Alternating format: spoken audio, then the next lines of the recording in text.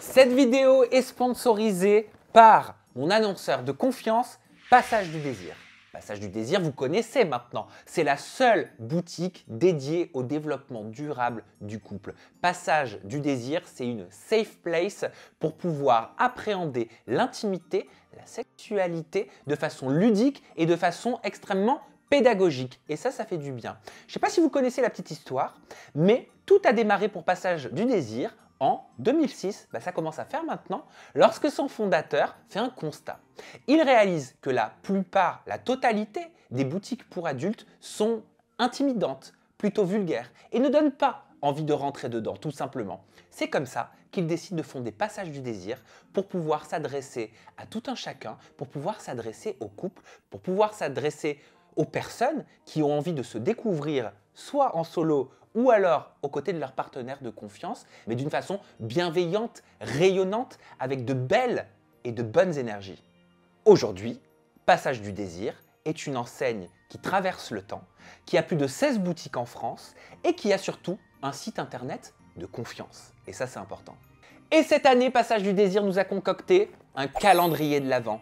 Un calendrier de l'Avent, forcément, il y a 24 cases. Il y a 24 cases qui vont vous permettre, qui vont nous permettre, parce que moi je vais l'expérimenter avec mon copain, qui vont nous permettre de nous tenir un petit peu plus chaud, de nous faire du bien en cette période de fraîcheur, où il fait trop froid maintenant dehors. Et ça va surtout nous accompagner du 1er décembre au 24 décembre avec toute une panoplie d'articles, mais de véritables produits de vente et non pas des échantillons. Et croyez-moi, ça c'est important. Pourquoi? Parce qu'à l'intérieur de ce calendrier Passage du Désir, vous avez pour plus de 602 € de marchandises, alors qu'il est vendu sur le site et en boutique au tarif de 189 €. Avec le mot de passe SAM15, vous allez bénéficier, croyez-moi que c'est exceptionnel parce qu'ils ne le font pas normalement, de moins 15 € sur le calendrier de l'Avent Passage du Désir. Et le mot de passe SAM15 vous permettra également d'obtenir moins 15% sur l'ensemble du site Passage du Désir ou alors en boutique, vous allez à la caisse, vous dites SAM15 et vous aurez moins 15%, bien évidemment, hors promo en cours, livre ou box. À l'intérieur de ce calendrier Passage du Désir, vous allez retrouver tout un tas d'articles prêts à vous émoustiller, à vous donner chaud. Vous allez retrouver un womanizer, vous allez retrouver un WeVibe, vous allez retrouver un gel lubrifiant à la vanille, vous allez retrouver du gel de massage, vous allez retrouver un jeu par long cul, vous allez retrouver du liquide vibrant, vous allez retrouver des menottes, vous allez retrouver tout un tas d'articles vraiment pour passer des bons moments de façon bienveillante. Il y a une bougie de massage aussi. Bref, je ne vais pas vous spoiler, mais ce que je vous propose, c'est qu'on ouvre 2-3 cases ensemble. Je suis curieux, moi. Alors, je ne vais pas vous montrer quelle case je prends, comme ça, je vous laisserai l'entière découverte. Oh, je l'adore! C'est le jeu par long cul. Rappelez-vous, on en avait fait tout un plateau pendant 45 minutes. On avait reçu Carla Talon sur Ajaï dans une vidéo bonus, on y avait joué. Concours de mime d'un orgasme. Ah non, c'est non, mais je sais pas ça. Le plus excitant gagne. Ouais. Aïe, aïe, aïe. Oh. Bien marseillais quand t'as un orgasme, toi. C'était quoi l'accent, le truc? Mais c'était quoi? Ouais, c'est bizarre un peu. Alors ça, c'est le jeu à partager avec son copain, sa copine, avec des amis, en soirée, ou si vous ne savez pas quoi faire, tu le sors, tu peux être sûr que tu fais un succès. C'est un véritable produit de vente et je vous l'avais dit, ce sont des produits de vente qui sont à l'intérieur. Ça vous permet de détabouiser la sexualité entre amis ou avec votre petit ami et croyez-moi que ça donne des idées et ça décoince. Allez, on continue, on découvre une autre case avant de rentrer dans le vif du sujet de cette vidéo. En plus, il faut tout que je vous raconte parce qu'à la base, le thème de la vidéo, c'était pas celui-là. Ah! Ça, c'est le gel intégral de massage pêche abricot. Il est comestible, alors je vais goûter. Alors ça, c'est un gel qui est parfait parce que on peut autant l'utiliser pour faire un massage et on peut autant l'utiliser pour masser ailleurs ou tout simplement pour lubrifier. Il colle pas. Mais il sent méga bon. Ah non, mais c'est magnifique, ça sent... c'est pas un pêché pour le coup, mais ça sent la pêche. Et je vais goûter. En effet, c'est comestible. Mais c'est que c'est bon en plus. Moi qui avais envie de sucrer. Mais je vais m'arrêter là parce qu'on doit découvrir d'autres cases. Et allez, une petite dernière pour la route. Mais moi, je pourrais ouvrir les 24 en vrai, mais bon. Dans ce cas-là, il n'y a plus de surprise après, donc c'est pas cool. Ah oui, ça c'est un arrière. Mais ça, je comprends parce que c'est marqué là. Oh, j'ai fait des bêtises. Non, mais c'est marqué Womanizer et WeVibe. Mais ça, c'est des produits qui coûtent super méga cher en vrai. Genre les deux produits, ça coûte presque le prix du calendrier, je crois. Bon, je me permets. Alors WeVibe, ça c'est pour le plaisir en duo, c'est pour le plaisir du couple. En fait, il a une forme en U, il est extrêmement doux, il est très velouté, ça permet de communiquer, de donner, de partager le plaisir, que ce soit au niveau de la zone intime féminine qu'au niveau de la zone intime masculine. Tout est expliqué à l'intérieur, mais en vrai, c'est un communicateur de plaisir à deux. C'est une sacrée expérience, hein. Et en plus, il est télécommandé. Pour les adeptes de la zapette, je dis ça, je dis rien. Si vous avez envie, tout comme moi, d'acquérir le calendrier de l'Avent Passage du Désir, vous pouvez soit le commander sur le site internet Passage du Désir, ou alors aller l'acheter en boutique, que ce soit à la caisse avec un vendeur, une vendeuse en face de vous, ou sur le site internet. Vous dites soit en caisse Sam15, ou alors vous rentrez Sam15 sur le site internet. Vous aurez donc moins 15 €, c'est exceptionnel, sur le calendrier de l'Avent Passage du Désir. Le mot de passe Sam15 vous permettra également d'avoir moins 15% sur l'ensemble du site internet Passage du Désir, et aussi en boutique, bien sûr hors promotion déjà en cours, livres et box. Et le mot de passe, il est valable jusqu'au 30 novembre 2023. Bah oui, forcément, il faut le recevoir avant décembre. Bon, allez, on va passer à la suite maintenant. J'avais pas du tout prévu de revenir sur la vidéo que j'avais postée sur Instagram. J'avais pas du tout prévu de vous parler de toutes les déconvenues que j'ai eues ces derniers mois. J'avais pas du tout prévu d'aborder ce sujet-là aujourd'hui dans cette vidéo. J'avais prévu, en effet, parce que c'est un annonceur de confiance, Passage du Désir, de faire une vidéo qui sorte ce dimanche. Mais le sujet ne devait pas être du tout celui-là. Mais au vu des commentaires que j'ai reçus, au vu de tout ce que vous m'avez demandé, des questions que vous m'avez posées, avec mon équipe, on s'est dit qu'il valait mieux parler que je vous explique en fait tout simplement les choses. Et je vais essayer de ne pas faire le mec qui contrôle tout, de pas faire... Parce que moi je suis quelqu'un qui veut tout contrôler, hein, voilà. Et dès que j'ai l'impression que je ne contrôle pas tout, je peux avoir tendance à perdre pied. Et je ne vous cache pas que là, le fait que je vais me confier aujourd'hui et que je vais revenir et que je vais devoir voir cette vidéo, déjà ça me traumatise. Mais je vais le faire parce que vous m'avez posé beaucoup de questions, parce que si je l'ai fait, il faut que je l'assume, parce que si je l'ai fait, c'est certainement parce qu'il y avait une raison aussi, et parce qu'il y a une raison, et parce que je vais tout vous expliquer. Mais voilà, en gros, c'est pour vous expliquer. Et je sais, bien sûr, que je vais me faire aussi critiquer en mode, oui, bah en fait, c'est pas sincère, parce que regarde, tu nous parles de Passage du Désir avant, et maintenant tu nous parles de ce sujet-là. Ça n'a rien à voir. C'est que je suis créateur de contenu, je travaille autant avec la publicité sur les plateformes, publicité que je ne maîtrise pas sur YouTube, sur TikTok, sur Snapchat Discovery, sur Facebook, etc. Parce que vous savez très bien comment ça fonctionne, c'est par rapport à la visibilité. Et je pense que maintenant, tout un chacun a compris qu'il était nécessaire pour un créateur de contenu, que c'était sa façon de pouvoir vivre au travers de sa créativité et continuer d'être créatif. Et aussi, je travaille avec des annonceurs. Et non, c'est pas que c'est hypocrite, c'est pas que c'est faux, mais je peux comprendre que certains, j'anticipe, vous voyez, vous avez vu un peu quand même, je finis par en fait toujours tout anticiper de ce qui peut se dire, de ce qui peut se penser. Et en vrai, je crois que c'est pas une vie de penser tout le temps comme ça. Et je crois que c'est pour ça aussi que depuis des mois, j'allais mieux parce que je ne regardais aucun commentaire. Et je sais que c'est au détriment de beaucoup d'amour que vous m'apportez, de beaucoup de soutien que vous m'apportez, parce que quelque part, je me punis. Je m'auto-punis, je m'empêche de voir tout ce soutien, tout ce support, tout cet amour, toute cette fidélité, toute cette loyauté, mais croyez-moi que je la sens depuis plus de 9 ans. Mais je m'empêche de voir tout ça parce qu'en fait, je refuse de voir le peu de messages qui me font mal. Voilà. Je suis comme une éponge. Mais je sais que ceux qui me suivent depuis des années, vous m'avez très bien cerné. Vous savez exactement comment je fonctionne. Et le problème, c'est que quand je vois quelque chose qui me fait mal, ça me fait mal. Et ça me fait mal un moment. Je suis en boucle. Ça me bousille mes journées. Ça me bousille mon moral. Ça me pollue. J'arrive plus à être créatif. J'arrive plus à avoir... on serait dans Austin Power, il dirait j'ai perdu le mojo. Je ne sais pas si vous avez vu ce film. Et ben moi, je perds mon mojo quelque part quand je tombe sur des trucs comme ça. Je sais que ça fait partie du game. Mais ma sensibilité fait que là où d'autres le vivraient, liraient le truc et se diraient « Ok, bah Balek », bah moi, en fait, ça me fait grave du mal. Voilà. Donc ça, c'est la première chose. Donc je suis désolé de ne pas répondre à tout votre soutien, à tout votre amour. Je suis désolé de ne pas tout liker. Je suis désolé de ne pas vous répondre tout le temps. Mais j'avais jamais véritablement expliqué pourquoi je ne le faisais pas. Je sais que je peux passer pour un mec Qu'est-ce qu'on m'a dit la dernière fois? Je parlais avec ma maquilleuse, avec Sandra, mais en toute bienveillance. Je l'adore et je sais qu'elle m'aime beaucoup aussi. Elle m'a dit, mais Sam, parfois, je lis les commentaires et t'as des gens, en fait, ils ne savent pas commenter, ils ne savent pas comment tu fonctionnes, ils ne te connaissent pas. Elle me dit, parce que tu montres pas, parce que tu réponds pas, parce que tu montres pas que tu es humain. Ça, c'était après ma vidéo où j'ai chialé sur les réseaux. Et parce qu'elle m'a dit, mais tu as eu raison de poster ça. Mais j'ai dit, mais moi, ça y est, j'ai honte en fait de cette vidéo, je regrette d'avoir posté ça.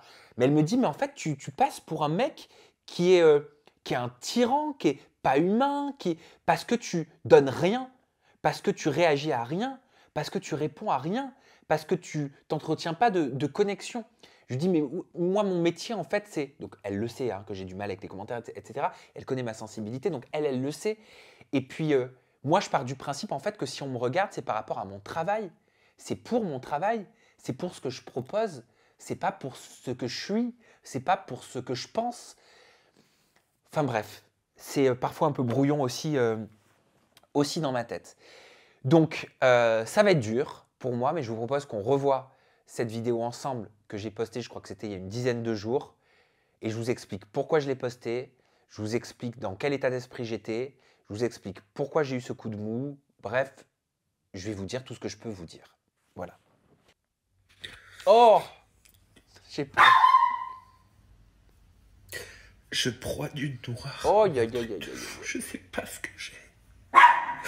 C'est horrible, c'est chiant. Putain, je déteste ça. Ah oui, je déteste voir ça. Yvette, arrête. Parce qu'elle me voyait mal.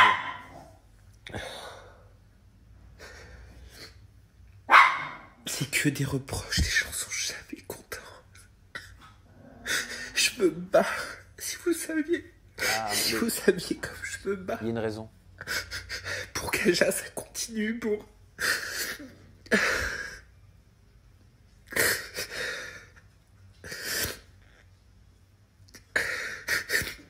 J'ai l'impression qu'il n'y a rien qui existe. J'ai l'impression que personne ne voit rien.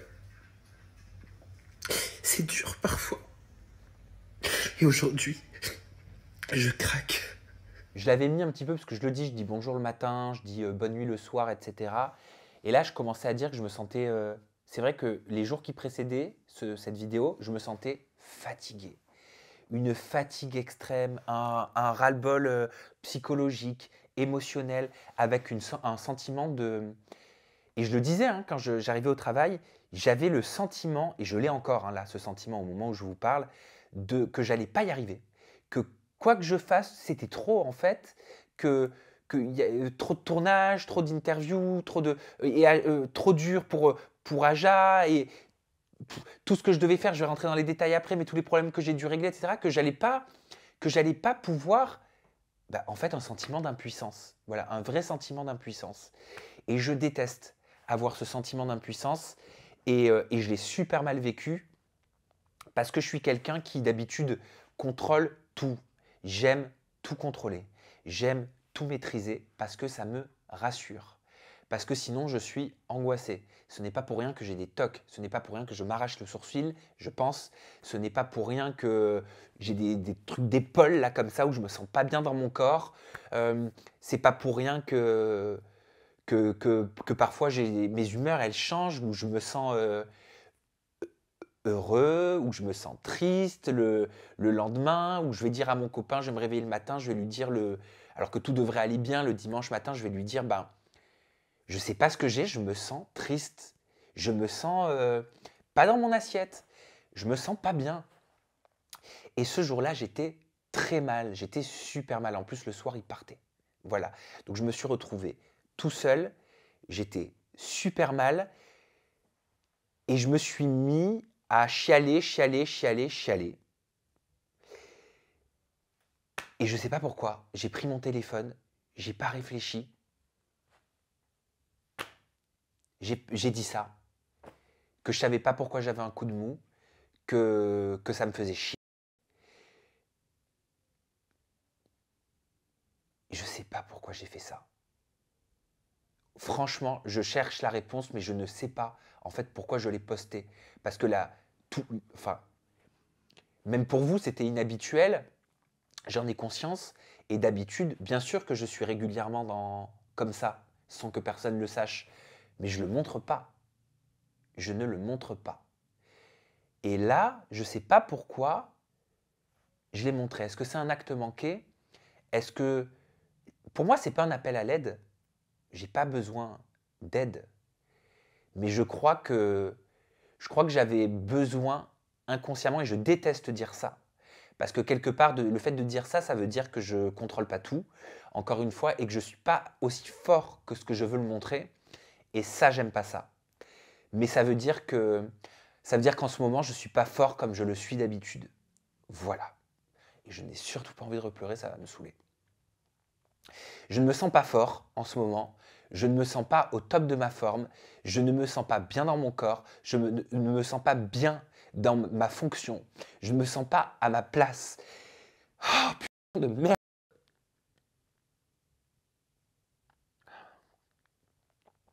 J'ai envie de tout envoyer valser. J'ai envie de tout arrêter.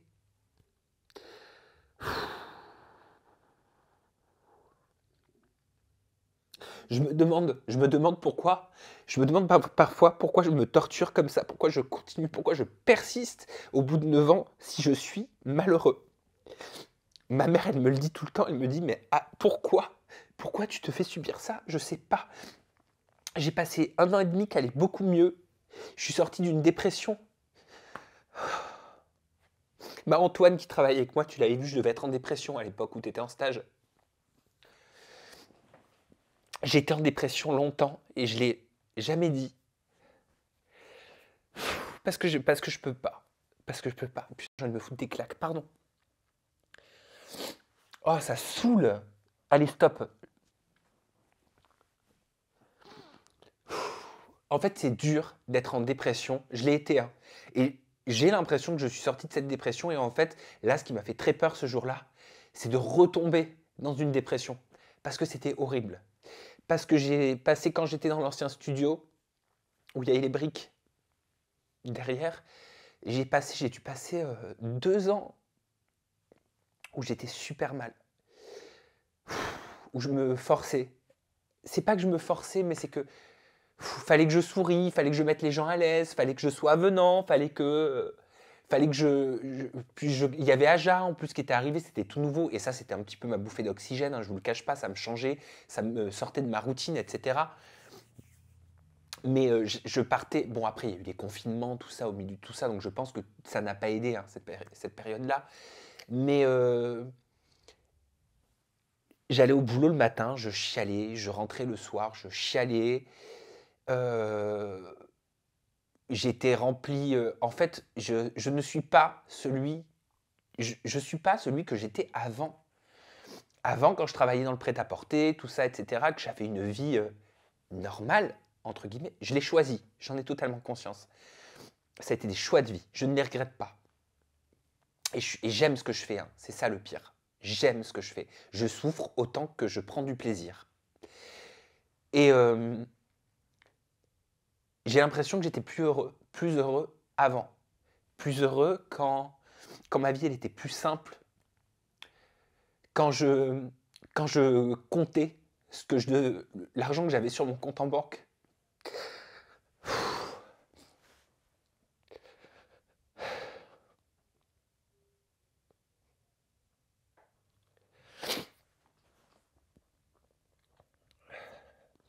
Ça fait genre la victime, je déteste ça, je ne suis pas une victime. Mais ça, t'as le droit de pleurer. J'aime ce que je fais. Je peux pas dire ça, tu as le droit de pleurer, tu as le droit de ressentir. Oui, j'ai le droit, mais je peux pas me plaindre. J'aime ce que je fais. J'ai de la chance de faire ce que je fais. Et ça arrive à tout le monde en vrai, dans une carrière professionnelle ou à titre personnel, de traverser des moments difficiles. Voilà. Et d'ailleurs, je sais même pas si c'est des moments difficiles, mais je vais pas vous mentir, je vais pas vous dire je suis tout le temps heureux, c'est pas vrai. C'est pas vrai. J'ai des moments où je suis plus heureux que d'autres, j'ai des moments où j'oublie, j'ai des moments où tout ce qui me pèse devient ma normalité et je sais qu'il y en a qui vont dire mais oui, mais attends, mais t'es privilégié, t'es ceci, t'es cela, tu fais ça, t'es pas à plaindre, il y en a plein qui sont à plaindre. C'est vrai, je suis totalement d'accord avec vous. Mais je ne vais pas mentir non plus. Je ne vais pas mentir non plus aujourd'hui. Voilà. Et je ne veux pas qu'on me plaigne.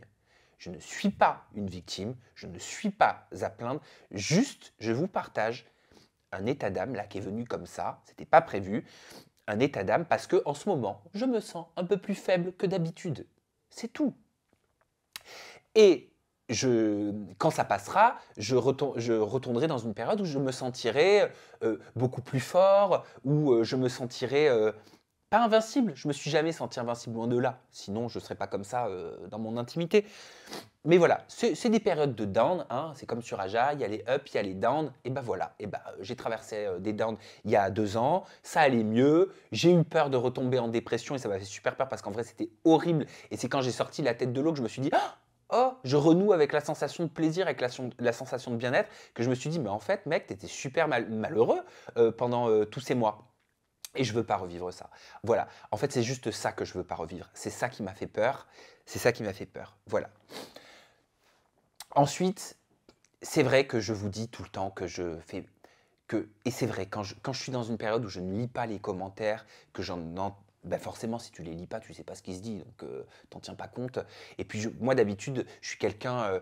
je pense que c'est l'image que je renvoie, l'image hyper forte, en mode le mec, il en a rien à foutre de toute façon de ce qu'on peut lui dire, il fait qu'à sa tête, il assume ses choix, il les fait. Et j'ai conscience que ça peut passer pour un côté tyran, un côté mec qui s'en fout, mec qui se croit au-dessus, mec que quoi qu'on puisse lui dire, il n'en a rien à faire, il n'écoutera que lui de toute façon, il est trop obtus, de toute façon, il a toujours raison, de toute façon, il dira toujours que les autres ont tort, etc. Et j'ai conscience que ça peut passer pour ça. Mais si vous voulez, si je ne suis pas comme ça, si je me montre pas fort comme ça, je tombe. Si je me montre pas fort comme ça, en fait, je serai en dépression tout le temps. Parce que je suis obligé de faire des choix en permanence. Des choix que vous ne voyez même pas. Il y a tout un tas de choses, il y a 1 milliard de choses que personne ne voit derrière. Et je ne vais pas le montrer, moi, en émission. Je ne vais pas arriver sur mon plateau, je ne vais pas arriver sur Aja, où tu m'imagines face à mon invité, la personne qui est interviewée, si je fais la gueule, si je ne souris pas, si je suis mal. Alors, je me doute que ceux qui me suivent depuis longtemps, vous ressentez, à force de me connaître, certaines choses, mais je pense que je fais tout pour le masquer, que je fais tout pour le cacher, et je ne peux pas venir sur Aja, je ne peux pas, moi, faire ça. Je ne peux pas venir sur Aja et faire la gueule. Je ne peux pas montrer que ça ne va pas, même si j'ai des problèmes personnels. Je ne peux pas. C'est moi qui tiens le paquebot. C'est moi qui le... Je ne sais pas comment on dit, si on conduit une voiture, mais on navigue... voilà. C'est moi qui le drive, le paquebot. Je dois donner le ton. Je dois donner le ton. Le ton, ça le donne au chroniqueur, ça donne de la dynamique, ça donne de la matière, ça donne du volume, ça colore l'émission. Si je ne vais pas bien, l'émission, elle n'ira pas bien. Si je vais pas bien, l'invité en face de moi, il ne va pas pouvoir donner le meilleur de lui-même. Et je ne vais pas pouvoir le mettre en valeur ou poser les meilleures questions, les plus pertinentes. Donc en fait, je ne peux pas vous montrer tout ça. Et j'en ai traversé des trucs et je ne me plains pas. Quand j'ai une chroniqueuse qui part, qu'est-ce qu'on me dit? C'est de ma faute. Alors que vous ne savez pas le quart de tout ce qu'il y a en dessous. Et je dis rien. Et je me tais. Et je prends sur moi. Quand j'ai un chroniqueur qui va faire la gueule un peu en plateau ou où ça va se voir qu'il n'est pas bien, bah, tout de suite, ça va être ma faute. Quand un sujet va prendre de l'ampleur, c'est de ma faute. Quand un invité va pas plaire, c'est de ma faute. Oui, c'est vrai, c'est moi qui choisis les invités, c'est moi qui prends plein de décisions.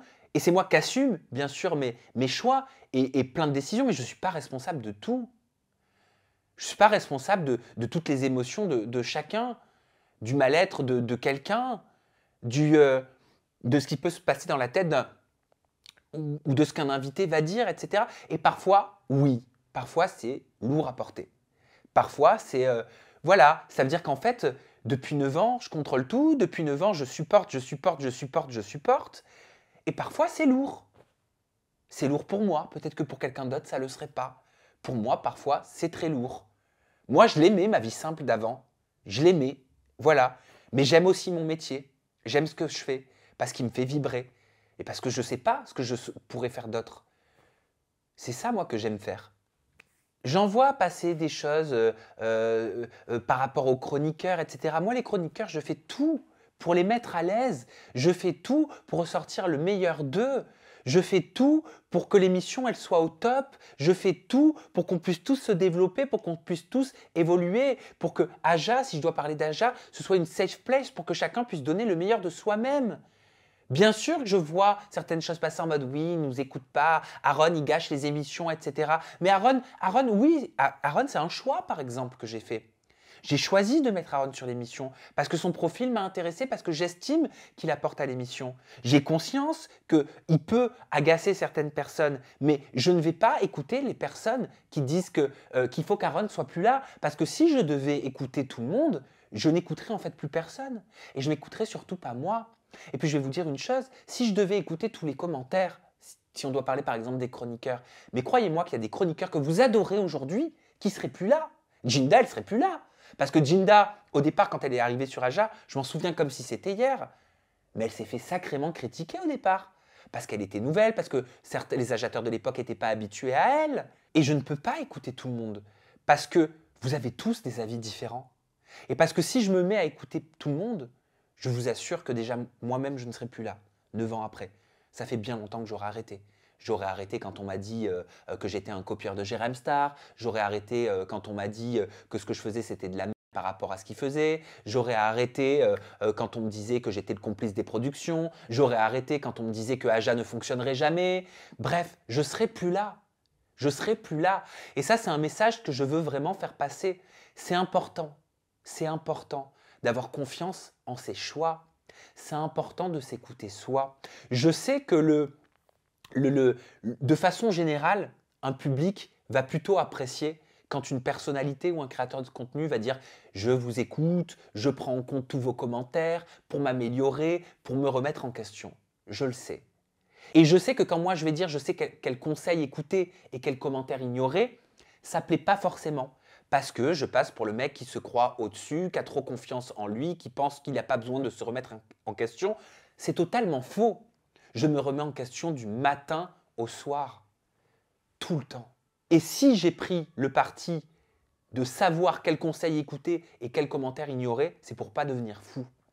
Parce que je peux vous assurer que de 1, je ne serai plus là, et de 2, je serai devenu fou, que la plupart des chroniqueurs que vous appréciez aujourd'hui ne seraient plus là, qu'Aja n'existerait plus, que les interviews ne seraient pas là, que j'aurais pas fait le quart, le centième de ce que je fais aujourd'hui, que j'aurais pas fait des placements déplacés, j'aurais pas parlé des placements de produits, je parlerai pas des live match TikTok, je ferai rien de tout ça, je parlerai pas de l'abus de chirurgie esthétique, je ferai rien de tout ça. Et c'est fatigant parfois. Mais je sais que ça fait partie du jeu, mais c'est juste que ma jauge émotionnelle, elle était basse à ce moment-là. C'est fatigant. Parfois, voilà, là j'avais le sentiment qu'il n'y a rien qui va. Les émissions, ça ne plaît pas. Tel invité, ça ne plaît pas. Tel sujet, ça ne plaît pas. Tel chroniqueur, ça ne plaît pas. Ou tel chroniqueur, ça plaît trop. Et pourquoi lui, il n'est pas là? Et pourquoi elle est là? Et pourquoi lui, il était là tout le temps avant? Et elle a été là tout le temps avant. Et maintenant, elle ne fait plus toutes les émissions. Et quand elle était là tout le temps avant, on me disait pourquoi elle est là tout le temps avant? Et pourquoi eux, ils ne sont pas là tout le temps? Et maintenant qu'elle n'est plus là tout le temps, on me dit mais pourquoi elle n'est pas là tout le temps? Est-ce que c'est parce que tu as un problème avec elle? Mais je vous jure, parfois, c'est à devenir dingue. C'est à devenir dingue de devoir avoir cette sensation de devoir se justifier de tout. Les invités, les contenus. Je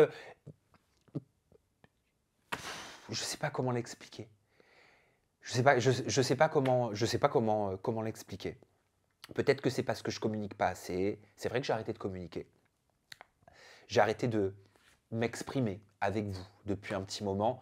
Mais il y a une raison à ça. Ça fait plusieurs mois et je pense que ça a contribué aussi à cette vidéo parce que je l'ai gardé en moi, j'ai rien dit. J'ai rien dit par rapport à ça, par rapport à jamais, je vous le dis.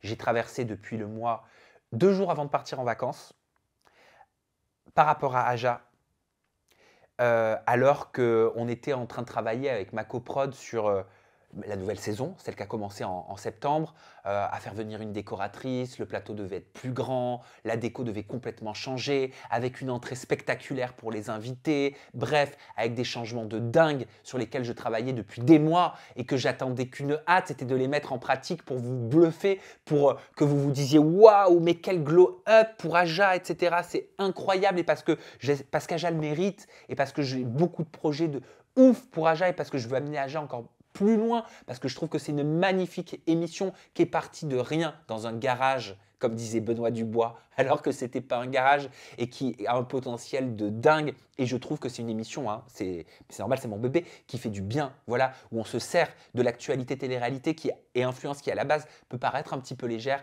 Et en fait, on la transforme en sujet de société bien plus profond. Ça nous permet de parler de sexualité, ça nous permet de parler de transidentité, ça nous permet de parler de harcèlement, ça nous permet de parler de juridique, ça nous permet de parler de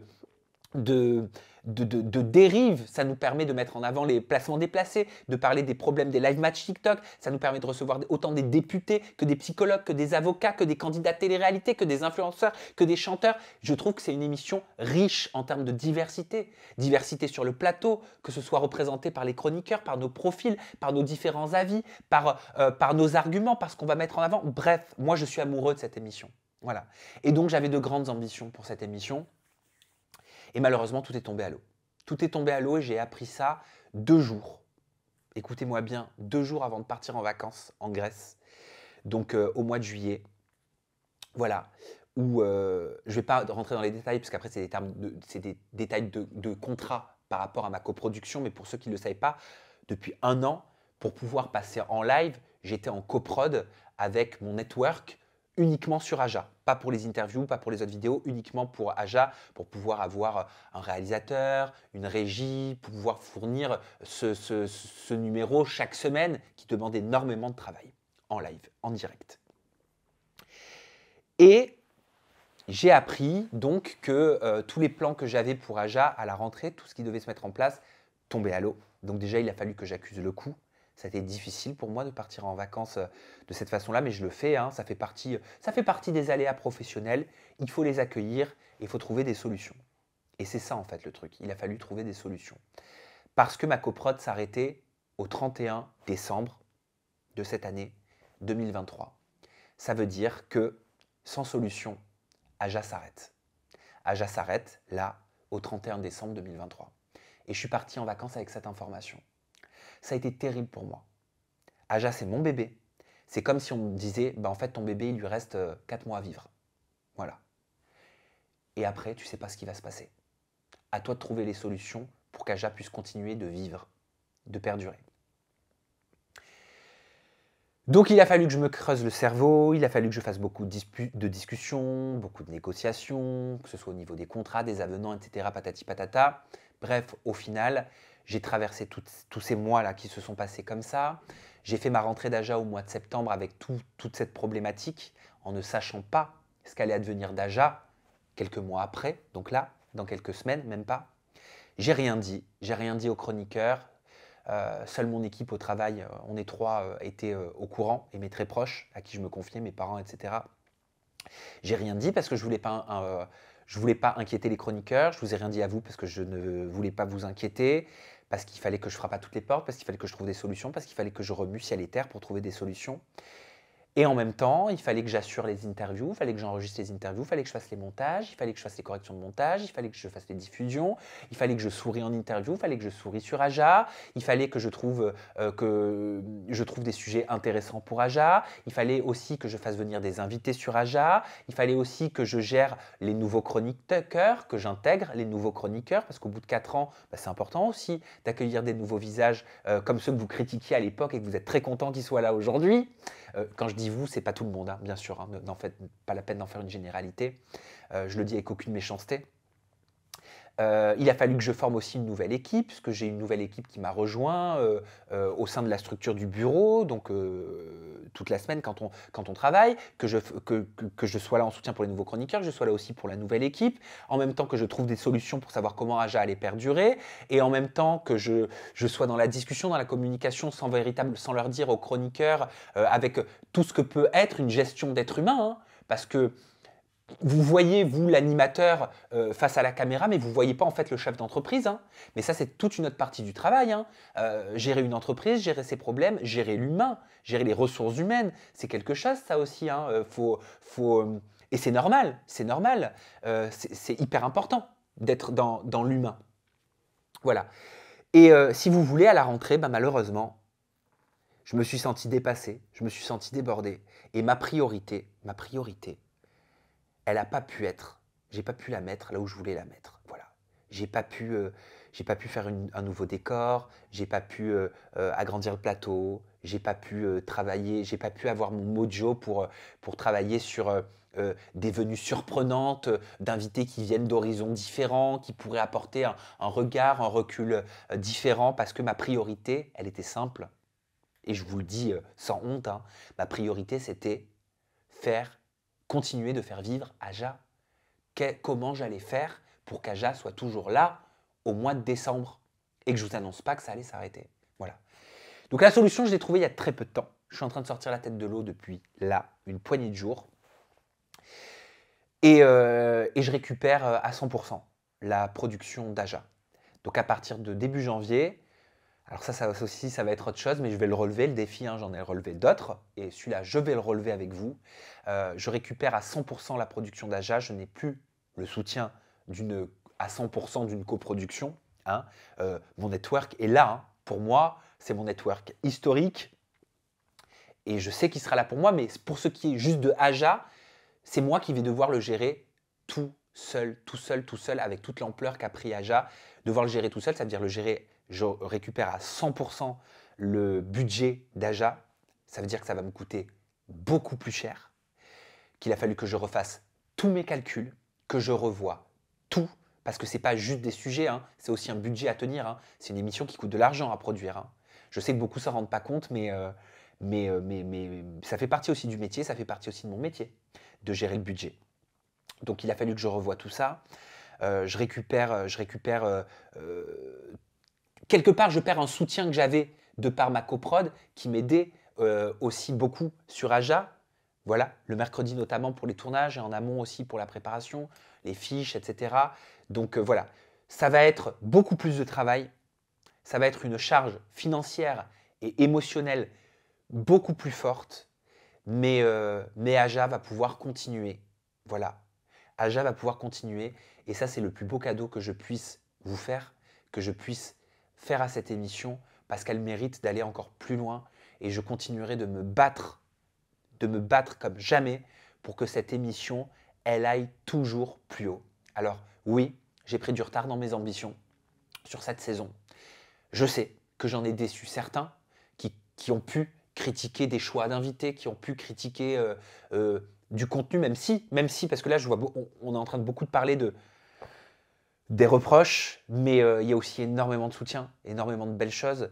Moi, je suis fier de pouvoir dire qu'Aja, surtout cette saison, je trouve qu'on est allé dans des sujets de société bien plus profonds, dans des thématiques bien plus générales. On ne s'est pas contenté de rester sur ce qu'on sait faire, c'est-à-dire la télé-réalité, l'influence. On est sorti de notre zone de confort.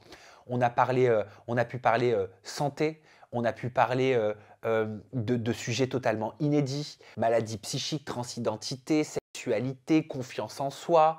On a pu aller beaucoup plus loin dans des sujets et dans des thématiques qu'on abordait avec moins de profondeur avant. Et je trouve qu'on a pu donner plus de volume, plus de matière, plus d'ampleur à ce niveau-là à Aja. Et ça, je le reconnais. Voilà, quoi qu'il arrive, et c'est important, je trouve aussi de le voir. Sans parler, bien sûr, vous l'avez vu dernièrement sur les réseaux sociaux, hein, sans parler depuis 1 an et demi des procès en cascade que je me suis pris de la part de Magali Berda et de Shona Event, qu'il a fallu gérer. Et ça aussi, ça a été beaucoup de temps, beaucoup d'énergie, beaucoup d'implications. Mais je l'ai géré. Je l'ai géré. Si ça doit arriver encore demain, je continuerai de le gérer.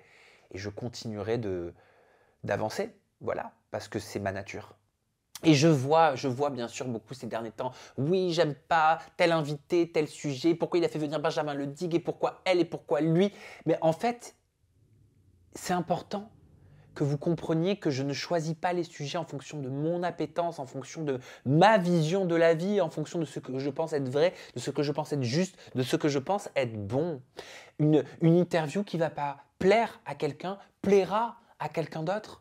C'est pas parce qu'il y a sur 500 000 vues, 50 commentaires qui disent en top commentaire ça ne m'a pas plu, que ça reflète tous ceux à qui ça a plu, tous ceux à qui ça a permis d'avoir une grille de lecture, que ça a amené à réfléchir sur un sujet pour se forger leur propre opinion. Voilà, c'est un pourcentage infime. Et ça, c'est très important de le dire parce que la quantité de personnes qui ne commentent pas, déjà la quantité de personnes qui commentent, pas qui disent merci, mais tout simplement qui reconnaissent que le sujet leur a permis de se faire une réflexion, de se forger leur propre opinion, ou tous ceux qui ne commentent pas et qui vont regarder et à qui ça va permettre aussi de se forger une opinion, ben tout ça, on ne le voit pas. C'est un petit peu comme ce qu'on ne voit pas. Les états d'âme ou les états d'âme que quelqu'un peut avoir ou que je peux avoir. Et en fait, c'est quand on les matérialise, c'est quand on les montre qu'on se rend compte que ça existe. C'est Bidadi, je sais que c'était le premier invité du Aja de la rentrée, je sais que ça n'a pas plu et je savais que ça allait pas plaire. Mais je vais vous dire une chose, et je sais que ça peut être mal interprété encore, mais c'est pas un manque de respect ce que je vais dire, mais c'est foncièrement ce que je pense. C'est Bidadi, je regrette pas qu'il soit venu, ça a permis de parler du RSA. Il y a Aurore Berger, la ministre en place, qui a pu sensibiliser plein de personnes sur quels sont les critères pour pouvoir toucher le RSA. C'était super important. Et moi, je trouve que j'ai été dans ma position d'intervieweur face à ces Bidadi sur ce sujet-là, en l'occurrence, pour pouvoir parler de ce dont il parlait lui depuis des mois, à se vanter de toucher le RSA. Il ne faut quand même pas oublier que c'est chez moi, sans vantardise aucune, qu'on a pu se rendre compte qu'en fait, c'était que du pipeau. Après, oui, j'ai des regrets par rapport au plateau d'Aja. On aurait pu aller bien plus en profondeur dans les sujets. On aurait pu aller sur des sujets auxquels il a été touché. Mais là, je vais vous dire la vérité. Il y a des procédures en cours. Il y a des choses qui ne peuvent pas être dites à certains moments. Ça, vous ne le savez pas forcément. Donc, il y a des sujets qui, à un moment donné, étaient abordés et par respect des procédures, il ne faut plus les aborder. En tout cas temporairement. Donc oui, il y a plein de choses que j'aurais aimé dire, il y a plein de questions que j'aurais aimé poser. Pour certains, j'ai conscience que cette émission-là, elle était ratée. Pour d'autres, c'était une émission instructive qui a permis d'en apprendre plus et de voir aussi ce qu'il avait dans le ventre et de découvrir qu'en fait, il ne touchait pas du tout le RSA, contrairement à ce qu'il avait pu dire. Elle correspond à un panel de couleurs large, différent, parce que tout le monde voit les choses avec sa perception. Morgan Makeup aussi, je sais que ça a été extrêmement critiqué, que c'est critiqué, mais c'est critiqué pourquoi? Parce qu'il y a beaucoup de personnes, on va se parler français, qui se disent « Ah, il utilise une personne handicapée ». Et quand bien même Morgan Makeup, elle a une craniosténose, c'est-à-dire une déformation de la tête, vous êtes en train donc de dire, pas vous, pardon, les personnes qui disent tout ça, et je peux le comprendre parce que quand on n'a pas tous les tenants et les aboutissants, c'est l'ouverture à tout un tas de questions qui restent sans réponse. Mais qu'est-ce que ça voudrait dire? Ça voudrait dire que parce qu'elle aurait une craniosténose, elle ne pourrait pas être sur les réseaux sociaux. Elle ne pourrait pas, parce que certains estiment qu'elle est différente, elle n'aurait pas le droit de créer du contenu sur les réseaux sociaux. Elle n'aurait pas le droit d'être reçue en interview. Elle n'aurait pas tous ces droits fondamentaux que les personnes dites normales, comme beaucoup les appellent, bénéficient au quotidien sur les réseaux sociaux. Alors, je vois tout le monde qui dit sur les réseaux sociaux, c'est bien, aujourd'hui, tout le monde peut être représenté, même les personnes qui ne sont pas dans la norme, même les personnes qui sortent de la norme, il faut les représenter, c'est ça notre génération, c'est ça la génération TikTok. Et au final, quand on propose du contenu divers et varié, quand bien même il n'est pas forcément apprécié, et ben en fait, bon, quoi qu'il arrive, ce sera toujours critiqué. Mais moi, je vais vous dire une chose. Et là, c'est mon avis que je vous donne. Moi, je l'aime bien, Morgane. Moi, je l'aime bien, Momo. Moi, Momo, je trouve que... Je ne la connais pas hein, dans sa vie intime. Je ne sais certainement pas le quart des choses que beaucoup ont pu lui reprocher par le passé. Moi, je vois ce que je vois aujourd'hui. Ce que je vois aujourd'hui, ben moi, je vois une jeune fille que je trouve toute mignonne, que je trouve sympathique. Et je l'aime bien. Et est-ce que je devrais avoir honte de dire ça?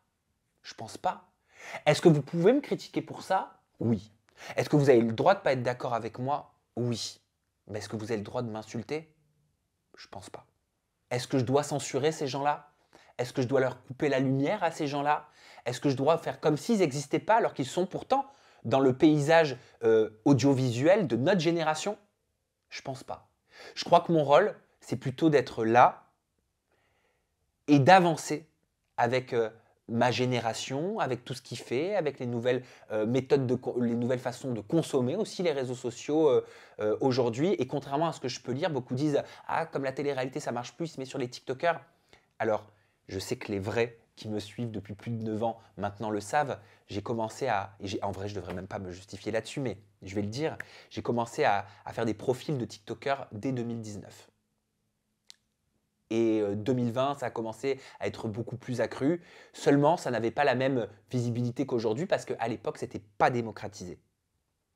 Pas comme aujourd'hui. Et puis, j'estime que c'est hyper important de ramener des visions différentes dans l'espace public. Voilà, pareil, quand on a reçu la Thorez sur Aja, il y a une interview qui va sortir extrêmement critiquée. J'ai vu des choses en mode « oui, c'est pas bien de ramener des personnes instables, etc. » Mais c'est votre jugement. C'est votre jugement sur l'instant T que ces personnes-là sont instables. Mais ces personnes sont juste des êtres humains qui ont une parole, qui existent, qui sont vus sur les réseaux sociaux, qui sont regardés. Et je pense même que ça permet à beaucoup de personnes aussi de se dire bah, en fait, je ne suis pas la seule, je ne suis pas le seul à traverser des périodes difficiles, je ne suis pas le seul à connaître de l'acharnement sur les réseaux ou dans mon milieu professionnel ou dans mon milieu personnel, je ne suis pas le seul à me sentir mal. En fait, c'est représentatif de la vie de notre entourage. Et je crois que c'est mauvais de vouloir regarder uniquement ce qui nous ressemble. Je crois que c'est mauvais de vouloir regarder uniquement ce qui nous conforte dans ce qu'on pense être notre vérité, par rapport à notre éducation, l'environnement dans lequel on a évolué, parce que nos parents, nos proches nous ont expliqué que le bon c'était ça, le mauvais c'était ça, un bon garçon c'était ça, une bonne fille c'était ça. Tout ça c'est un peu comme un écran de fumée. Ça, c'est pas moi qui le dis, c'est le philosophe et écrivain Don Miguel Ruiz, dans un livre que j'aime beaucoup, que je vous conseille de lire. Ce n'est pas un partenariat publicitaire, ça s'appelle Les 4 accords Toltec. Voilà, c'est vrai qu'on a grandi étant petit avec ces carcans où on nous explique que le droit chemin, la vérité, c'est ça, mais on ne nous apprend pas forcément à réfléchir par nous-mêmes. Et j'en veux pas à nos parents, ni à mes parents, à personne, parce qu'eux-mêmes ont été éduqués comme ça, et puis c'était comme ça aussi qu'on nous éduquait à l'école. Voilà. Mais moi, depuis 9 ans, ce que je souhaite, et je pense que mon contenu parle pour lui, et d'un côté, il ne crée pas l'indifférence, il représente un panel de notre société. Il représente les couleurs de notre société. Il représente la vie. Voilà. Et j'essaie au travers de ces thématiques que sont l'influence, la télé de divertissement, la pop culture, en vrai de questionner sur l'existence, sur la vie, sur qui on est, sur qui nous sommes, sur notre société. Et je crois qu'en fait, c'est bien plus profond que ce qu'on croit et que ce qu'on voudrait croire. Voilà ce que je pense. Et c'est pour ça aussi que j'aime mon métier, je crois. C'est même pas pour ça, j'en suis sûr. Voilà. J'ai conscience que ce que je pense n'est pas partagé par tout le monde. Je respecte le fait que ce ne soit pas partagé par tout le monde. Oui, je prends en compte. Oui, même si je dis que je ne prends pas en compte, je réfléchis. Oui, ça va me faire réfléchir, mais oui, et ça c'est le meilleur conseil que je pourrais donner à chacun, oui, je trouve que c'est important de s'écouter. Je trouve que c'est important d'écouter ses choix, de faire nos choix en tant qu'être humain par nous-mêmes, en pesant le pour et le contre nous-mêmes, parce que nous sommes quelque part notre meilleur conseil, notre intuition.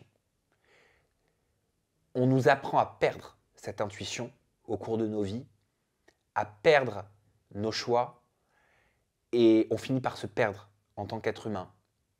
Il faut se faire confiance. Je crois que c'est très important. En gros, ce que je veux vous expliquer, c'est que je crois que je fais la différence entre les critiques, les commentaires, les insultes, les choses qui ne sont pas constructives, même les top commentaires en mode « Ouh, il ne s'entend plus avec elle. Oh, il n'est pas bien. Oh, il est machin. » Je sais faire la différence entre ça et entre les conseils de personnes avec qui je vais travailler, de discussions, de débats que je peux avoir avec eux ou de proches pour pouvoir faire, ou même de vos commentaires qui sont hyper constructifs et qui sont même parfois pas d'accord avec mes pensées, mais en tout cas qui amènent à se forger une opinion. Bref, je pourrais en parler pendant des heures, mais j'espère que vous avez compris. Si certains n'ont pas compris, en vrai, c'est pas grave non plus. Voilà, juste, essayons d'être dans une safe place. Pas d'insultes, pas de... Voilà. Ah oui, ça aussi, ça m'a été reproché. En mode, oui, tu nous as traité de rats, etc.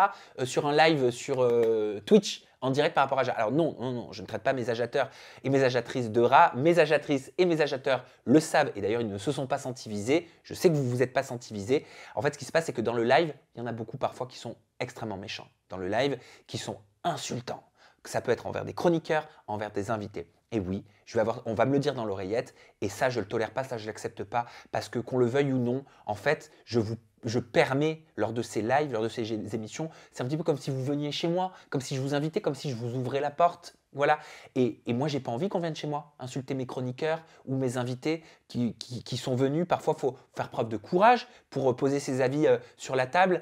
Et puis, il n'y a pas de place, en fait, je trouve, pour l'insulte. Et c'est vrai que dans ces moments-là, la seule façon de calmer le chat, et ça marche, hein, c'est de dire, et souvent, je fais comme ça, je fais « Hé, vous êtes chez moi, hein, je vous préviens, s'il y a encore une insulte, ça dégage. Les modératrices, n'hésitez pas, hein, ça dégage. » Mais ça dégage, pas mes agitatrices et mes agitateurs, les trolls, les personnes insultantes, les personnes qui dépassent la liberté d'expression, les personnes qui dépassent le cadre des règles des réseaux sociaux. Tout simplement. Voilà. Et je continuerai de le faire. Et pour conclure cette vidéo, j'aimerais vous dire que, et je le vois beaucoup ce commentaire quand je regarde, je vois tout l'amour, je le vois, tout le support, je le vois, je vous vois me dire tu ne devrais pas tenir compte des insultes, tu ne devrais pas tenir compte de tout ça, on voit ton travail, on voit tout ce que tu fais, on voit tout ceci, tout cela. Je le vois tout cet amour, je sais que vous êtes présent, je la ressens votre énergie. C'est juste que là, j'ai eu un véritable coup de mou. Je ne sais pas pourquoi j'ai posté cette vidéo, j'ai craqué, je contrôle toujours tout et là, j'ai craqué. J'en ai honte, mais c'était trop tard, j'ai craqué et merci pour tout cet amour et merci d'être là, merci pour votre loyauté. On continuera, on va continuer d'évoluer ensemble et d'aller beaucoup plus loin ensemble. Je vous embrasse très fort, je vous aime très fort. Prenez soin.